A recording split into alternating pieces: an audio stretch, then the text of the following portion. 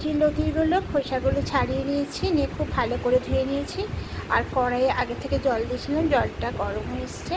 এবার কচি লতিগুলোর মধ্যে দিয়ে দেব, আর কিছুটা কাঁচা ছোলাও দিয়ে দেব, দিয়ে এটাকে হাফ সেদ্ধ করে নেব। হাফ সিদ্ধ করা হয়ে গেছে। এবার জল থেকে তুলে নিয়ে এটা সিদ্ধ করা থালার মধ্যে রেখে দেব। তো এরকম কচি লতি দিয়ে চিংড়ি মাছ খেতে খুব ভালো লাগে। আর কচি লতি ছাড়াতে ভীষণ টাইম লাগে, তাই আমি আগের দিন এটাকে ছাড়িয়ে নিয়েছিলাম। এবার সব এভাবে রেখে দেবো, তাহলে এক্সট্রা জলটা ঝরে যাবে।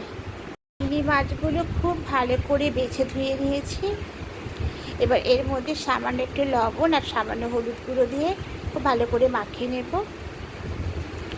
আর কড়াইটা আগে থেকে গরম করে নিয়েছি। এবার এর মধ্যে সর্ষের তেল দেব, তেলটাকে একটু চারিদিকটা চাড়িয়ে নেব। এবার চিংড়ি মাছগুলো এর মধ্যে দিয়ে দেব, দিয়ে নাড়াচাড়া করে লাল লাল করে ভেজে নেব।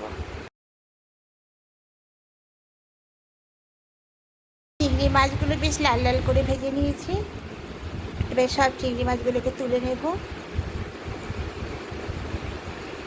এবার এর মধ্যে আবার কিছুটা সর্ষের তেল দেব, ফোড়নে দেব কালো জিরা আর বেশ কয়েকটা কাঁচা লঙ্কা চেরা। একটু নাড়াচাড়া করে পেঁয়াজ কুচি দেব, পেঁয়াজটাকে নাড়াচাড়া করে হালকা করে একটু ভেজে নেব। ঝাল ঝাল খেতেই ভালো লাগে, তাই আমি লঙ্কাটা অনেকটাই বেশি দিয়েছি, আপনারা কম বেশি করতেই পারেন। পেঁয়াজ কাঁচা লঙ্কাটা হালকা করে ভাজা হয়ে গেছে।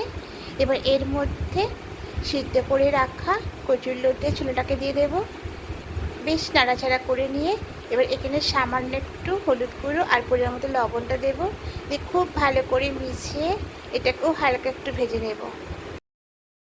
লতিগুলো হালকা করে ভাজা হয়ে গেছে। এবার এখানে একটা মশলা পেস্ট করেছিলাম, কালো সর্ষে আর সাদা সর্ষে। এবার এই পেস্টটা এর মধ্যে দিয়ে দেব, দিয়ে একটু নাড়াচাড়া করে নেওয়ার পরে ভেজে রাখা চিংড়ি মাছগুলোও দিয়ে দেবো, দিয়ে সব কিছু নাড়াচাড়া করে মিশিয়ে নিয়ে একটু কষিয়ে নেব। খুব বেশি কষানো দরকার নেই, সামান্য একটু নাড়াচাড়া করে কষিয়ে নেব।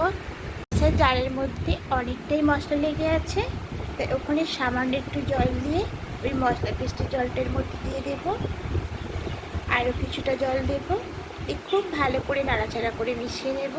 খুব বেশি জল দেওয়ার দরকার নেই, যেহেতু লতিটা সেদ্ধ করা আছে, তাই মশলা পেস্টে জলটা দিয়ে একটু জল দিয়ে একটু ভালো করে এটা কষিয়ে নেব।